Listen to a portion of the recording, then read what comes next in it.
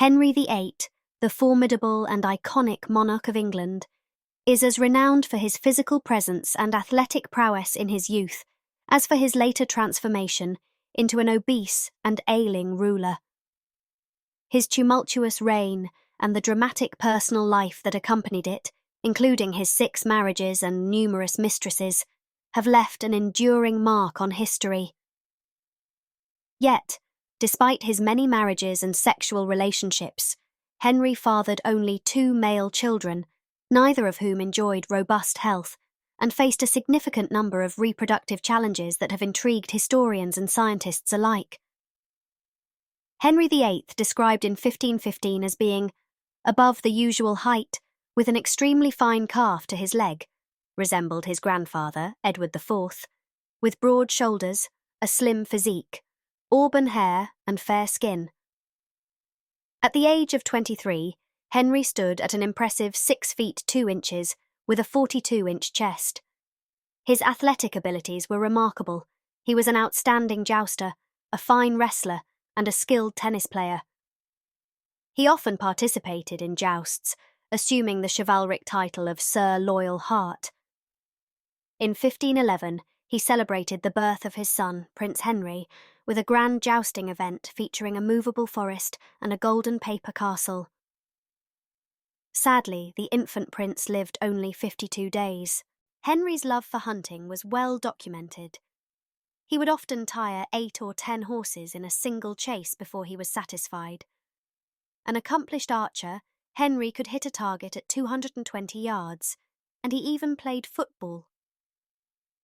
An inventory of his possessions at his death in 1547 included a pair of football boots from 1526, suggesting he played in Shrove Tuesday matches, as well as shoes for fencing. These activities highlight his early vigour and passion for physical exertion. Henry's life took a dramatic turn in January 1536, when he was unseated from his horse during a joust. The fully armoured horse landed on him, crushing his legs.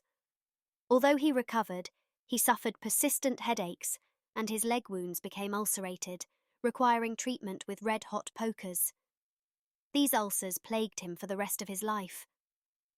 By 1543, the stench from his infected legs was reportedly detectable 3 rooms away. Unable to exercise and unwilling to modify his substantial diet, Henry's weight increased significantly. In his 20s, he weighed around 210 pounds with a 42-inch waist. By his death in 1547, he weighed approximately 392 pounds, and his waist had expanded to 52 inches. This physical transformation coincided with a change in his personality, leading to the perception of Henry as a cruel and tyrannical ruler in his later years. Despite his marriages and mistresses, Henry fathered only 3 surviving children: Mary, Elizabeth, and Edward. Catherine of Aragon, Elizabeth Blount, and Anne Boleyn each bore Henry a child who survived childhood. Edward VI, however, died at 15, and Henry's other son, Henry Fitzroy, died young. This paucity of healthy heirs raises questions about Henry's reproductive health. Venereal disease, specifically syphilis, was considered unlikely since Henry was never treated for it.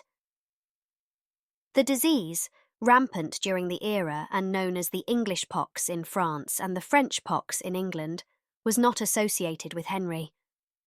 Another theory suggests Henry's leg ulcers, likely caused by the jousting fall, impacted his health. Speculations about partial impotence also arose. His divorce from Anne of Cleves was partly based on his claimed inability to consummate the marriage, which he attributed to her unattractiveness and body odour. He also questioned her virginity, having felt her stomach and breasts. The first piece of evidence comes from 1536 and the trial of George Boleyn, brother of Henry's ill-fated second wife. According to Chapuis, the imperial ambassador, during the trial, George was handed a piece of paper that contained allegations against him. Despite being instructed to digest it silently, George read the charges out loud. Among them was the accusation that he and his sister, Anne, had been heard gossiping about Henry. They had, it was claimed, been laughing about the fact that the king was struggling to perform in the bedroom. Her brother George Boleyn was asked if Anne had told his wife, Jane Boleyn, that the king was incapable of sexual intercourse. George denied this, noting that Anne had conceived 4 times in 3 years, which implied Henry's ability to perform sexually. Anne's miscarriage in January of that year, rumoured to be a deformed male fetus, was later dismissed as Catholic propaganda. The superstition of the time linked deformity to parental sexual misbehaviour, deflecting blame from Henry and justifying investigations into Anne's supposed lovers. We must be careful about this evidence. To start with, Chapuis was not an eyewitness to the trial. Despite the fact that he was reporting back to his master, the emperor, he had form for reporting gossip as fact. He also may have thought the emperor would enjoy this little dig at Henry's potency. Nevertheless, the ambassador would have conversed with several eyewitnesses. He was quite complimentary about George Boleyn's defence at the trial, despite regarding all Boleyns as the enemy. In this instance, Chapuis' words are generally seen as reliable. Whatever the truth of this tale, we simply cannot conclude that Henry was impotent from 1536 onwards. He successfully impregnated Jane Seymour. While it did take Jane 6 months to fall pregnant with Edward VI, it is possible that she had miscarried a child previously and was even pregnant when she and Henry married. They certainly married in haste. For the next piece of evidence, we must turn the clock forward to 1540 and Henry's disastrous marriage to Anne of Cleves. This marriage was unconsummated, and Henry confessed to his physician that he had been unable to do the deed. But he was very keen to stress that he was not in error. He had experienced 2 nocturnal pollutions, i.e., wet dreams, that very night. Here, for the first time, Henry is admitting a performance issue, but he is also squarely making it clear that it is not his fault and that all his equipment is working as it should. Was he so alarmed by the situation he had to seek a doctor? Or was he worried word of his inadequacy would spread and sought to make a preemptive strike? A compelling theory by anthropologist Kyra Kramer and bioarchaeologist Katrina Banks-Whitley suggests Henry's blood group contributed to his reproductive issues. They propose Henry had the rare Kell antigen, a protein triggering immune responses, while his partners did not. This mismatch could result in healthy first pregnancies, but subsequent miscarriages or stillbirths due to the mother's antibodies attacking Kell-positive fetuses. Henry's reproductive history supports this theory, with many pregnancies but few surviving children. The survival of firstborns. Henry Fitzroy, Elizabeth, and Edward fits the Kell-positive pattern, while Mary may have inherited a recessive gene, making her immune to her mother's antibodies. The researchers trace the Kell antigen back to Henry's maternal great-grandmother, Jacquetta of Luxembourg, noting a pattern of reproductive failure in male descendants, while female descendants successfully bore children.